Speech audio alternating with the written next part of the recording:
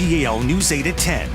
The U.S. is in mourning tonight. Former President George H.W. Bush passed away in Houston late yesterday evening, surrounded by family and friends. Tonight, we're taking a look back at his life. In some ways, we are kind of part of the family there. Susquehanna Valley man reflects on his time working with the 41st president. But here on News 8 at 10, weather is first. Good evening, I'm Danielle Woods. With me is News 8 meteorologist Ethan Houston. And it has been a dreary, yucky day out there. That's right, a wet start to the weekend, but it's not going to end that way. And tomorrow is going to be much warmer than today. Got a few droplets there on our Lancaster sky cam, and temperatures have risen just a couple of degrees.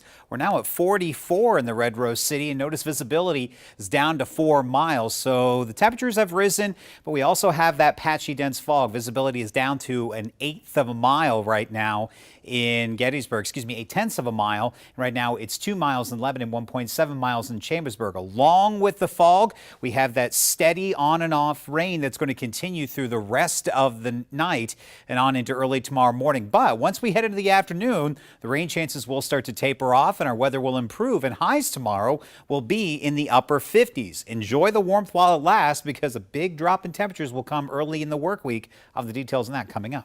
Thank you, Ethan. Former President George H.W. Bush passed away in Houston late Friday. And today he's being remembered for his dedication and service to our country. WGAL News 8's Jarrett Hill is in Washington with reaction and the plans to honor the 41st president. Hey, good evening, Danielle. There will be a national day of mourning for former President George H.W. Bush, a man who's being remembered both for his dedication to service, but also a desire to unite the country and the world. I want a kinder and gentler nation, like 1,000 points of light in a broad and peaceful sky.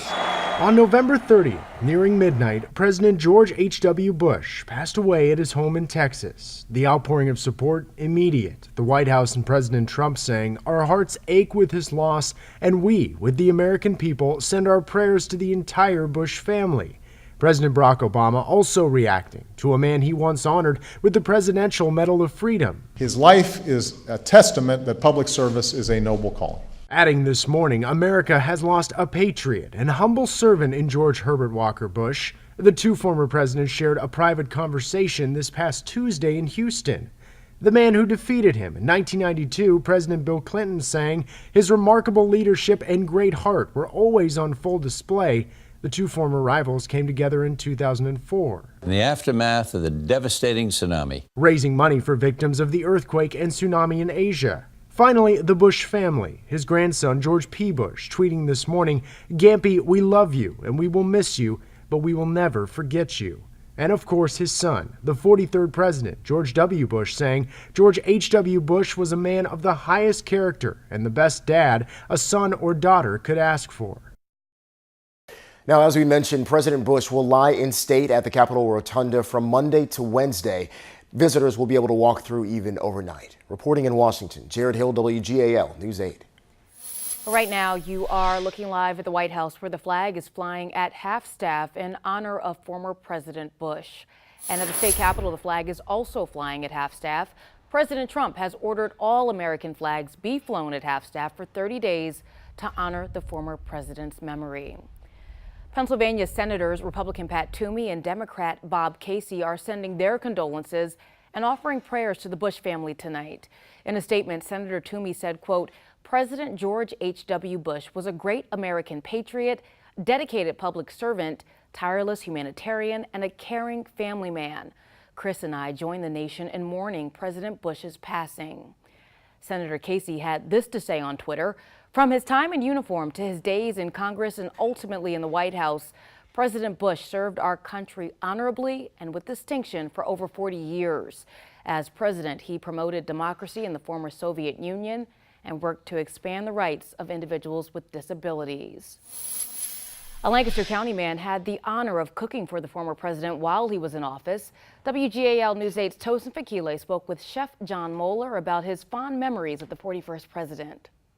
If I had an opportunity to say anything, it'd be, just remember the way he was. I mean, he was a very competent person. John Mueller was the White House chef during the last year of President George H.W. Bush's administration. A good plate of oysters from up in Maine he really enjoyed. Lobster, seafood was always a favorite. The biggest thing he used to say was, I didn't like wet fish, meaning that he wanted it to be grilled or seared hard. To him, President Bush was more than a president. He was more of a down-to-earth kind of guy there, He kind of encompassed us and brought us as resident staff and workers closer to their family. One of his fondest memories, the former president's last day at the White House. And President First Lady came into the state dining room, and it was just us and them.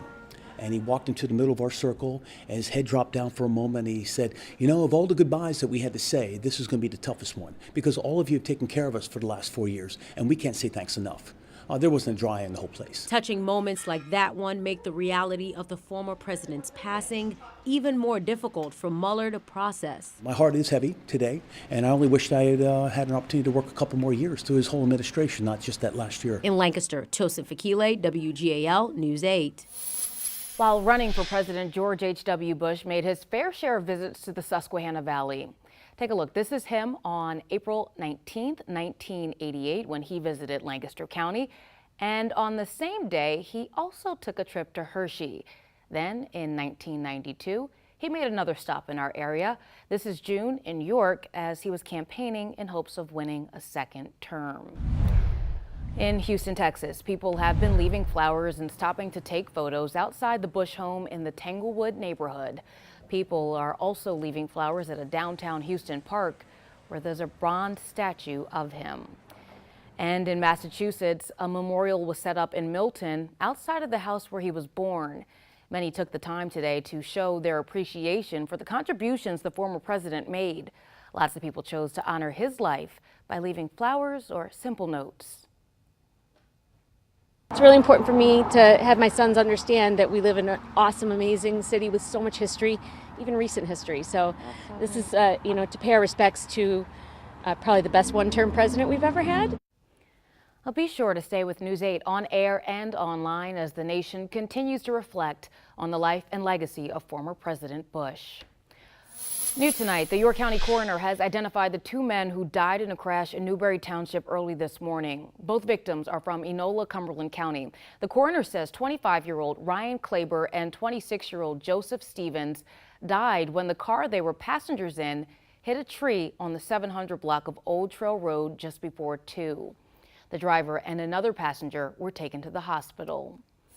In Adams County, state police are investigating a robbery. It happened at the Rutter's convenience store on East Berlin Road in Reading Township just after 4 this morning. Police say the robber did get away with some money and may be armed. New tonight, state police in Schuylkill County are looking for two men accused of assaulting a game commission officer.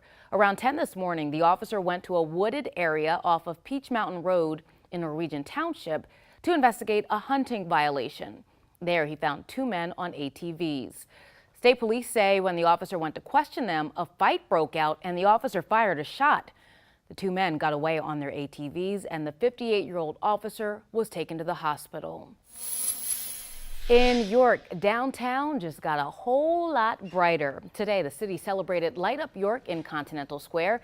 It's the annual holiday event where the Christmas tree lighting steals the show. The rain did cause organizers to make some adjustments to the festivities, but we're told it was still a lot of fun. We had a great time. Mr. and Mrs. Claus, they were up at the library. They were down here mingling. They got selfies.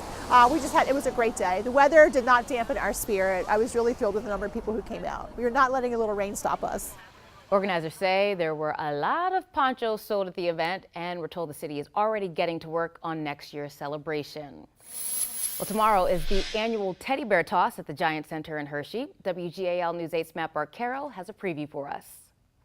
All right, so we are down at the ice here at Giant Center. It's empty now, but you have to picture it totally covered in stuffed animals because that's what it's going to look like on Sunday for the home game for the teddy bear toss.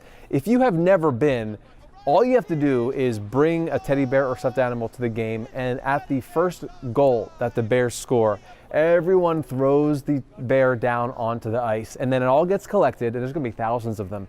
They all get collected, and they are donated to 30 local charities, including Penn State Children's Hospital, the Ronald McDonald House, things like that, places where children will really appreciate these stuffed animals, and it's quite a sight. It's just breathtaking when you look around a 10,000 plus seat arena and just see teddy bears and other stuffed animals just being rained down to the ice. It's a really unique sight.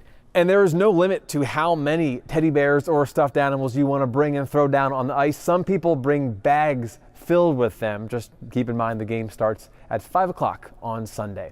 We're down on the ice at Giant Center in Hershey. I'm Matt Barcaro, WGAL News 8.